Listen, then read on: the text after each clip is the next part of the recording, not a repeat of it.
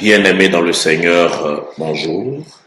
Chers abonnés de Parole de Dieu au quotidien, je suis le Père Joseph Aïkwaku du diocèse d'Abengourou. Et il me revient en ce jour du dimanche 14 juin 2026, 11e dimanche du temps ordinaire de l'année A, de vous partager la parole de Dieu. Merci de toujours nous suivre. Merci d'inviter vos amis, vos frères et sœurs à s'abonner à notre page. Mais surtout, commentez, partagez, aimez. C'est ensemble que nous pourrons continuer cette œuvre évangélisatrice.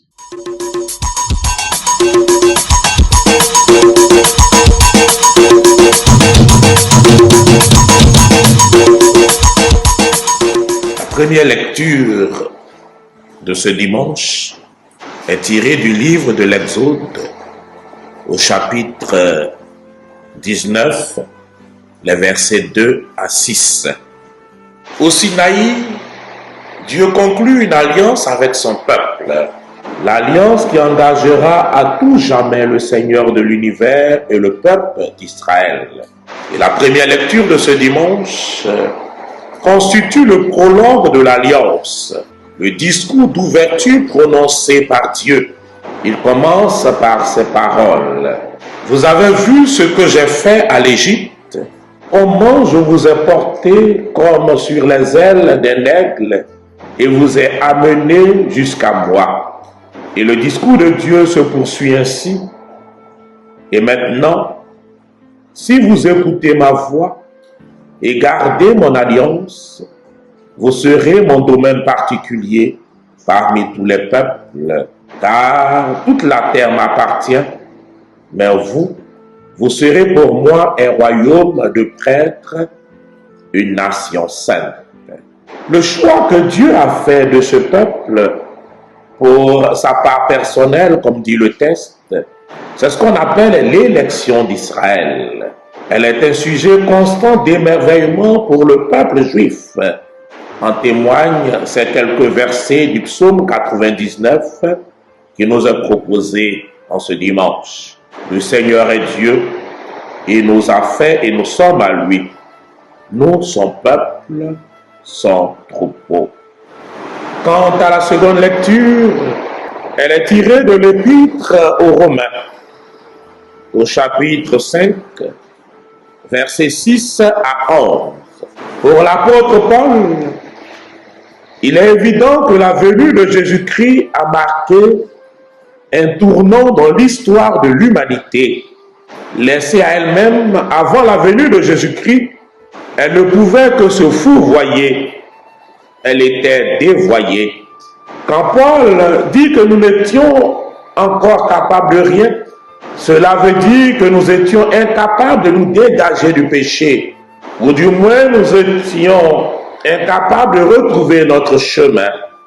Nos pas nous éloignaient de plus en plus de Dieu et nous étions donc exposés à être pour toujours privés de lui. Mais Jésus-Christ nous arrache à cet engrenage et nous remet sur le droit chemin. L'évangile, par contre, est extrait de celui de Saint Matthieu, au chapitre 9, verset 36, jusqu'au chapitre 10, verset 8. L'évangéliste présente Jésus comme celui qui est pris de compassion et d'émotion devant toute souffrance. Une émotion qui n'est pas seulement de l'ordre du sentiment, puisque, très concrètement, elle s'accompagne d'une œuvre de guérison. Il suffit pour s'en convaincre de reprendre le programme de tournée de Jésus, tel que Matthieu nous le décrit. Jésus parcourait les villes et les villages, il enseignait, il proclamait le royaume et il guérissait. Ensuite, quand il appelle ses disciples, ce que Matthieu note en premier, avant même de nous donner leur nom, c'est que Jésus leur donna le pouvoir d'expulser les esprits impurs et de guérir toute maladie et toute infirmité. Enfin, quand Jésus donne à ses apôtres le contenu de leur mission, il leur dit: proclamez que le royaume des cieux est tout proche, guérissez les malades, ressuscitez les morts, purifiez les lépreux, expulsez les démons. En définitive, frères et sœurs, des foules fatiguées et abattues, voilà ce que Jésus avait souvent devant les yeux quand il parcourait les routes et les chemins de Palestine et qu'il annonçait le royaume de Dieu.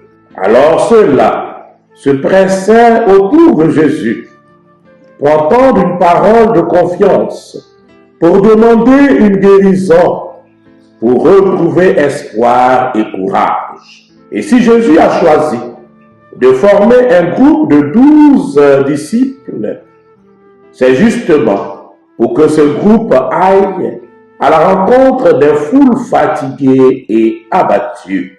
Les 12 qu'il a appelés, il leur a donné le pouvoir d'expulser les esprits mauvais, le cynisme, l'intolérance, la haine de l'étranger, le refus de celui qui est différent. Ces 12-là, il les a voulus pour qu'ils fassent reculer la souffrance, pour qu'ils soulagent, qu'ils libèrent, qu'ils réconfortent. Ainsi, chaque fois que les démons de l'indifférence et du mépris ont été chassés, chaque fois que deux regards se croisent dans un sourire, chaque fois qu'une parole de pardon met fin à des années de discorde, il est là, lui Jésus, à travers chacun de nous, dans ces moments de paix partagés, dans ces échanges respectueux, dans l'écoute du plus petit, dans le respect du dernier. C'est pourquoi je nous invite, mes frères et mes sœurs, à faire cette prière.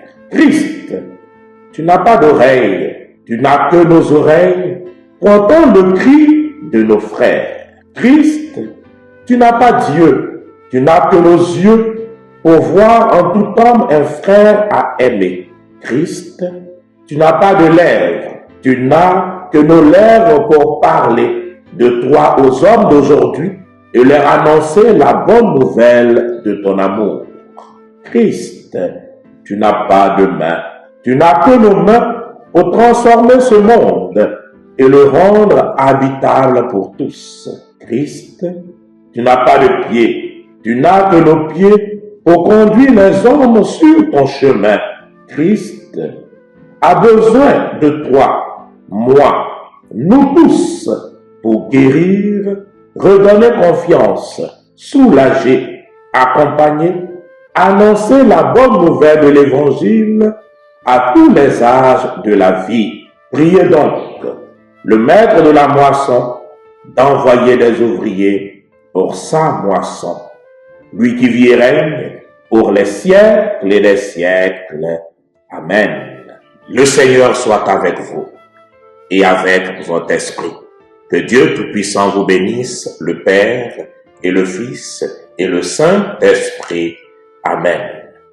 Allez et demeurez dans la paix du Christ. Nous rendons grâce à Dieu. À très bientôt.